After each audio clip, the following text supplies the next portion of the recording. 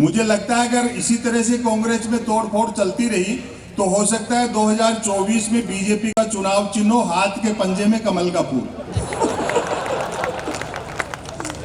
और अब तो खैर हमारे प्रधानमंत्री इंडिया को डिजिटल कर देंगे तो इस तरह की खरीद फरोख्त बंद हो जाएगी। इस तरह जो विचारधारा का सम्मान नहीं करते वो लोग थोड़े दिन बाद अमेजोन और फ्लिपकार्ट पे मिलेंगे।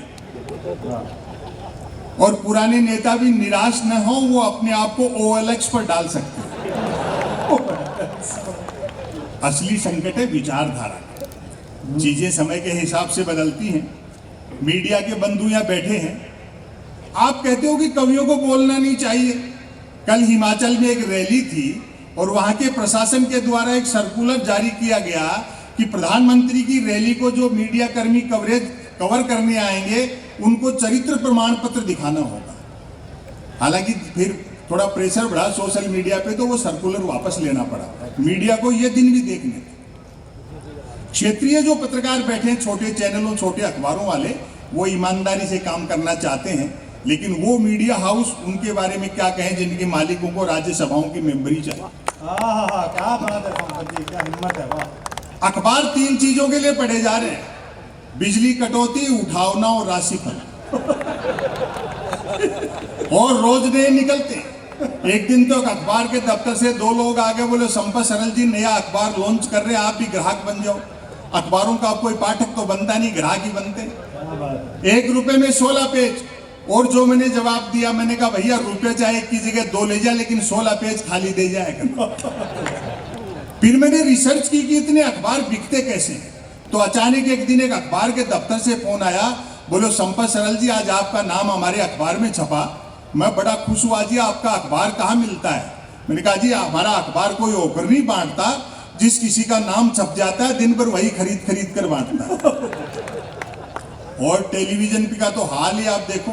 एक प्रचार की भी आप सीमा देखिए कि जो 8 चीते लाए थे उनको भी जंगल में छोड़ने से पहले न्यूज चैनलों पे छोड़ा गया।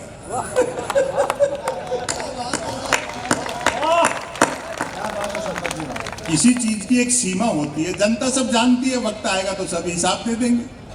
वो प्राइम टाइम पे भैंस देखते हो, 4 जन भैंस आते जैसे अवध के नवाब मुर्गे लड़ाते थे। एक मुद्दे का समर्थक, दूसरा मुद्दे का विरोधी, तीसरा बुद्धिजीवी दोनों को हड़काने वाला, और चौथा एंकर तीनों को भड़काने वाला।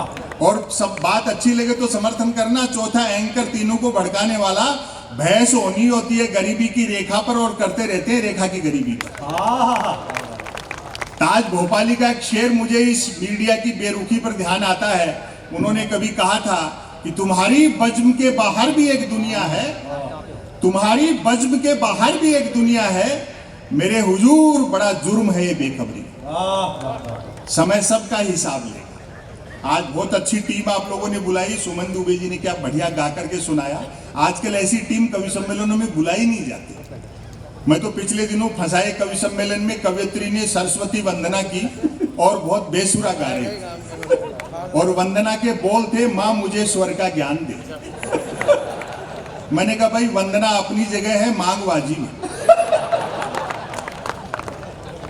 मुझे कहते हैं लोग बाग, शिकायत करते हैं कि साहब डॉक्टर कुमार विश्वास के संचालन में आपके 2-4 ऑडियो वीडियो क्या वायरल हुई, आजकल आप पैसा बहुत लेने लग गए।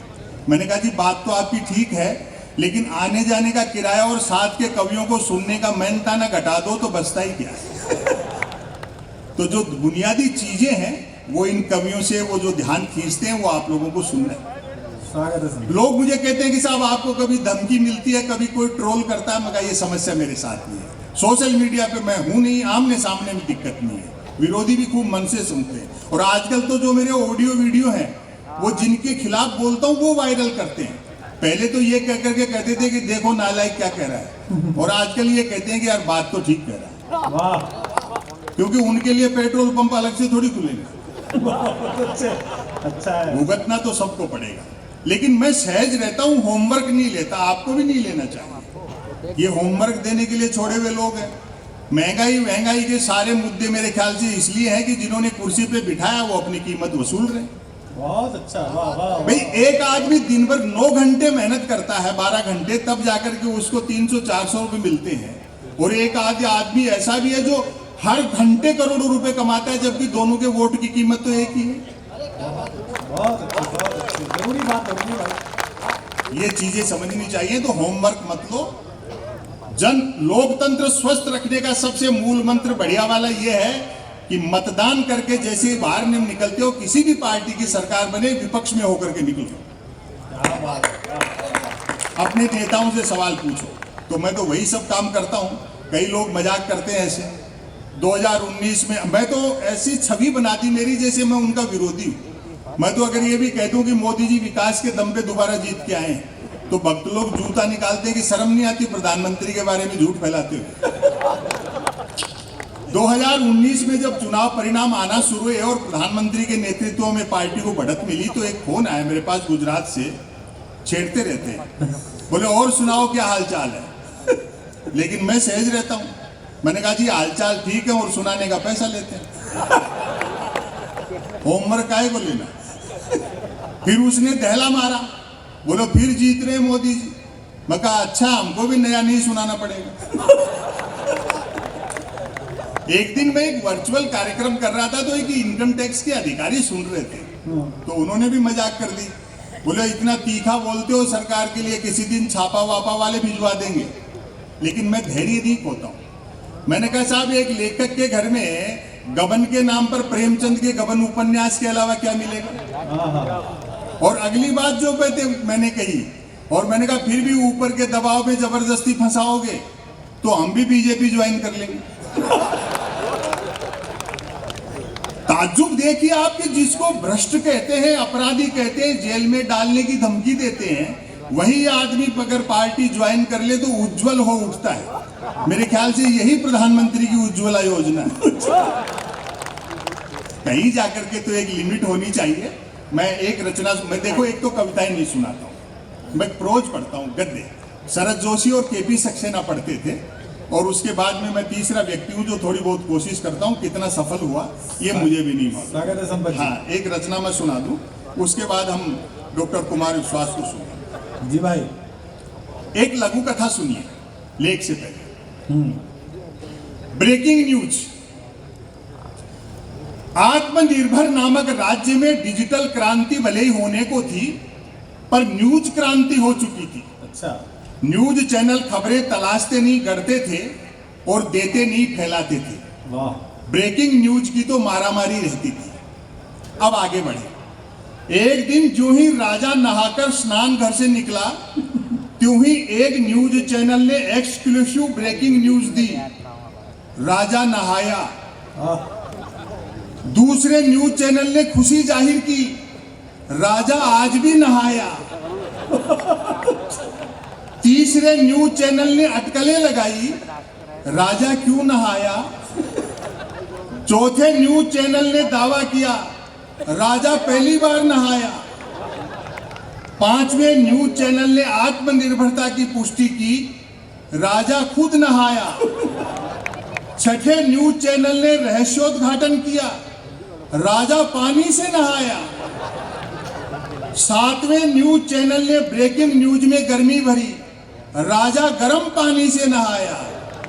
आठवें न्यूज चैनल ने स्थिति और साफ की, राजा साफ पानी से नहाया। नौवें न्यूज चैनल ने गुप्त जानकारी दी, राजा स्नान घर में नहाया। और मैं समापन करता हूं, अब आपकी तालियां उठे। 10वें न्यूज चैनल ने राहत भरी ब्रेकिंग न्यूज चलाई, राजा आज तो नहाया। तो मीडिया का हाल आप सब देख ही रहे हो। लेकिन मुझे आप लोगों से शिकायत है, कांग्रेस वालों, आप एक आदमी को इतना टारगेट करता हूं। मैं तो लेखक हूं, रचनाकार हूं, तो मेरी तो ड्यूटी बनती है आप ऐसे पीछा मत पड़ा, और कुछ नहीं तो प्रधानमंत्री की डिग्री पे सवाल उठाए। ये अच्छी बात नहीं है। जब सैटेलाइट लॉन्च होकर के अपनी कक्षा में स्थापित हो गया, धरती के चक्कर काट रहा है, फिर क्यों डिजाइन पे बहस कर रहे हो। और वैसे भी डिग्री से अनुभव बड़ा होता है। मैं ऐसे कई को जानता हूं जिन्होंने एजुकेशन लोन लेकर आईआईटी की थी, फिर उस लोन को चुकाने के लिए उनको आईटीआई करनी पड़ी। हालांकि बाद में पार्टी के दो बड़े लोगों ने बाकायदा प्रेस कॉन्फ्रेंस करके प्रधानमंत्री की डिग्रियां दिखाई, तब जाकर विरोधियों की मुंह बंद हुए कि हमारे प्रधानमंत्री ने न सिर्फ एमए कर रखा बल्कि बीए भी कर रखा। और पूछ रहे थे डॉक्टर साहब, बोले क्यों भाई जी, जब इतने पढ़े लिखे हैं तो मैट्रिक भी करी रखी होगी। ये सारी चीजें हैं। भ्रष्टाचार में जरूर कमी आई है, ये मैं मानता हूं, दावे के साथ कहता हूं। अच्छा, रेट डबल हो गई, गारंटी आधी है। आदमी न सिर्फ 1 करोड़ का लोन 59 मिनट में ले सकता है, बल्कि 59 करोड़ का लोन लेकर के 1 मिनट में भाग भी सकता है। बहुत अच्छे। आवेदन एक ने किया, परीक्षा में दूसरा बैठा, इंटरव्यू तीसरे ने फेस किया, नौकरी मिली चौथे को और करता रहा पांचवा।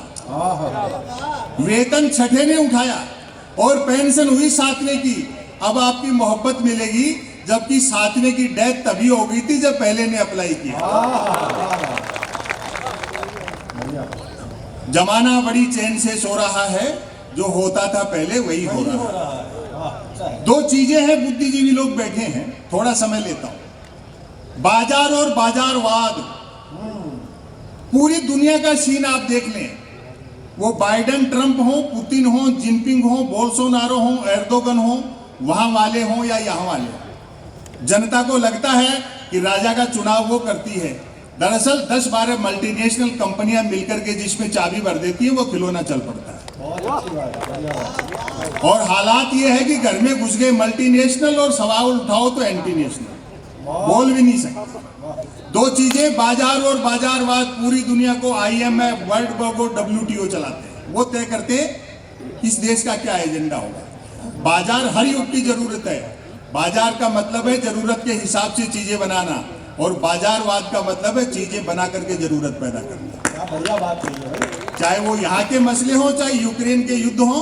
तो बुनियादी मुद्दों को लेकर के एक रचना मैं आपको सुना देता हूं, समय की अपनी सीमाएं, उसके बाद हम डॉक्टर कुमार विश्वास को सुनेंगे। जी भाई। पुराने समय में बूढ़े बुजुर्ग लोग यहाँ बैठे हैं, ठीक है। सुविधाएं कम थी, सुख बहुत, बेशक। संघर्ष और चुनौतियां थी तो रोमांच भी थी। आज जैसे जैसे सुविधाएं बढ़ रही हैं, सुख कम होता जा रहा है। ये कोई विकास नहीं है कि कितने लेन के 5 एक्सप्रेस हाईवे बने, कैसी तेज गति वाली गाड़ियां आ गई, कैसे पुल बन गए, क्या क्या तरक्की हमने कर ली है। तरक्की नहीं है, ये सुविधाएं हैं, समय के हिसाब से होती हैं। तरक्की ये है कि समाज में भय, लालच, ईर्ष्या, अहंकार, झूठ और बेईमानी कितने घटे। क्या अच्छी बात है, क्या अच्छी बात। अगर लालची और झूठे लोग इन हाईवे पर चलेंगे तो 6-6, 8-8 लेन के हाईवे हमारे किस काम के। बहुत अच्छा है। और लोग कहते हैं कि साहब तरक्की, हम भी मानते हैं, लेकिन कीमत ज्यादा देते हैं। एक्सप्रेस हाईवे से 10 किलोमीटर नीचे उतरो, हिंदुस्तान आज भी नहीं। 15 रुपए में पानी की बोतल मिलती है तो तरक्की नहीं है। प्रजातंत्र के गाल पर तमाचे कि सरकारें 70 साल में देश की जनता को शुद्ध पानी नहीं पिला। बहुत अच्छे, वाह वाह वाह वाह। ऊपर से व्यवस्था का क्रूर मजाक और अरबों रुपए का IPL उसी देश में खेला जाता है जिसमें करोड़ों BPL बसते हैं। ये जो विसंगतियां हैं, यहीं से मैंने एक रचना निकाली। आप सुनने की मानसिकता में आ गए हैं। मैंने एक बार भी ताली के लिए नहीं कहा है, आप सुन, बहुत अच्छा सुनिए साहब। बहुत अच्छा है। हो सकता है YouTube पर ये रचनाएं आप लोगों ने कई बार सुनी हो, लेकिन लाइव सुनने का अलग आनंद है। और वैसे भी मैं आजकल सुनने के लिए नहीं बुलाया जाता, ये इसलिए बुलाते हैं कि यार देखे तो सही, इस दौर में सच बोलने वाला दिखता कैसा है।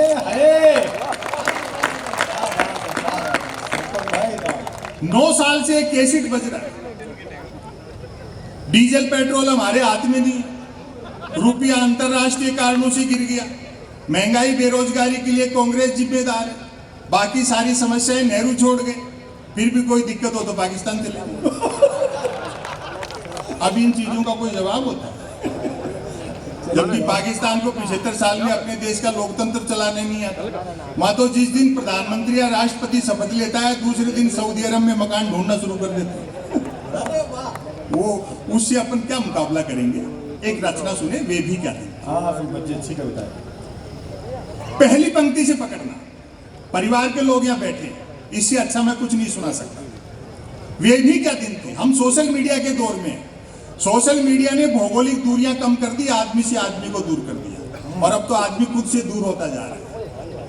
आदमी के पंजे में मोबाइल क्या आया, आदमी खुद मोबाइल के पंजे में आ गया। बहुत अच्छा। निदा फाजली साहब का एक शेर है, अगर उसको फेर बदल के साथ कहूं तो कहना चाहता हूं कि धूप में निकलो, घटाओं में नहाकर देखो, जिंदगी क्या है मोबाइल हटाकर देखो। इससे थोड़ा दूर रहो तो लोगों के नजदीक आओ। मैं आपकी इस मोहब्बत को सलाम करता हूं। सुनिए पहली बात, स्वागत है भाई। वे भी क्या दिन थे। पुराने समय के जो संघर्ष और चुनौतियां थी, लेकिन उनमें जो रोमांच था। वे भी क्या दिन थे जब घड़ी एक आध के पास होती थी और समय सबके पास था। वाह वाह वाह। और अगली पंक्ति पर आपकी मोहब्बत मिलेगी। आज की तरह नहीं था कि फेसबुक पर 5000 दोस्तों और परिवार में बोलचाल बन गए। जिम्मेदार लोग बैठे हैं यहाँ, महंगे कवि सम्मेलन करवाते हैं, हम कवियों को 2 पैसे मिलते हैं, उससे हमारे घर चलते हैं, हमारे बच्चे अच्छी स्कूलों और कॉलेजों में पढ़ते हैं। उसके बावजूद ये कवि सम्मेलन मुशायरे हम लोगों के लिए धंधा नहीं, एक मिशन है। हमारी कोशिश रहती है मोबाइल इंटरनेट में उलझी पीढ़ी शब्दों से मोहब्बत करे, किताबों की तरफ लौटे, बुजुर्गों का सानिध्य हासिल करे। दोस्तों, एक निवेदन कर दूं, दुनिया की कितनी भी एडवांस टेक्नोलॉजी हो, उजाला बनाया जा सकता है, धूप नहीं बनाई जा सकती। पैर जमीन पर रखिए। तब मैं कहना चाहता हूं, पुराने समय के विरोधाभास देखें। तब मोबाइल तो क्या, लैंडलाइन फोन तक नहीं होता था, अतः झूठ सिर्फ आमने सामने मिलने पर ही बोला जाता था। खान पान शुद्ध था और याददाश्त अच्छी थी। हर व्यक्ति को 7-7 पीढ़ियां याद रहती थी, अपनी भी और गाली गलौज होने पर दूसरों की। हमारी प्राथमिक शिक्षा तो ऐसी थी जिसमें शिक्षा प्राथमिक नहीं थी। हमारा 50 बच्चों, 3 अध्यापकों, 2 पेड़ों और 1 कमरे का स्कूल हुआ करता था। आज तो इतने के बल पर लोग यूनिवर्सिटी चला रहे हैं। पढ़ाई लिखाई को लेकर कतई तनाव नहीं रहता था, क्योंकि हम विद्यार्थियों और अध्यापकों के बीच एक समझौता था कि सप्ताह में 3 दिन वे स्कूल नहीं आएंगे और 3 दिन हम। बोलचाल में राजस्थानी का इस्तेमाल होता था, हिंदी सिर्फ शहरों तक सीमित थी। और पहली बार चुनौती दे रहा हूं, अपनी तालियां रोक सको तो रोक कर बताना। हिंदी सिर्फ शहरों तक सीमित थी और अंग्रेजी तो पीने के बाद ही बोली जाती थी। कई प्रकार के खेल कूद थे। अब तो बच्चे गेम के नाम पर वीडियो गेम खेलते हैं। बच्चे भी क्या करें, खो खो, कुश्ती और कबड्डी तो संसद विधानसभाओं में चले गए। बाकी खेलों को क्रिकेट ने बाउंड्री लाइन से बाहर कर रखा है। जो चैनल खोलो क्रिकेट। एक दिन तो मैं भी टाइम पास के लिए देख रहा था, तो कमेंटेटर ने बड़ी ऊंची फेंकी कि जब से धवन और कोहली ने मूछें रखी है, तब से धुआंधार परफॉर्म कर रहे हैं। मेरे उस दिन समझ में आई कि दुनिया में महिला क्रिकेट क्यों पिछड़ा हुआ। अब पुराना समय याद करो। हालांकि क्रिकेट तब भी खेला जाता था, बैट का मालिक बैटिंग करता था और बॉल का मालिक बॉलिंग। फील्डर भी यही 2 होते थे। बैट टच न होने पर फेंकी हुई गेंद फेंकने वाले को लानी पड़ती थी। एक ओवर कुल कितनी गेंदों का होगा, यह गेंद का मालिक तय करता। बल्लेबाज पहले गेंद पीटता था, फिर मूड के अनुसार भागकर या चलकर रन बनाता था, तत्पश्चात गेंद लाता था। अब आपकी तालियां उठेंगी। ऐसा भी होता रहता था कि बल्लेबाज की दिन भर गेंद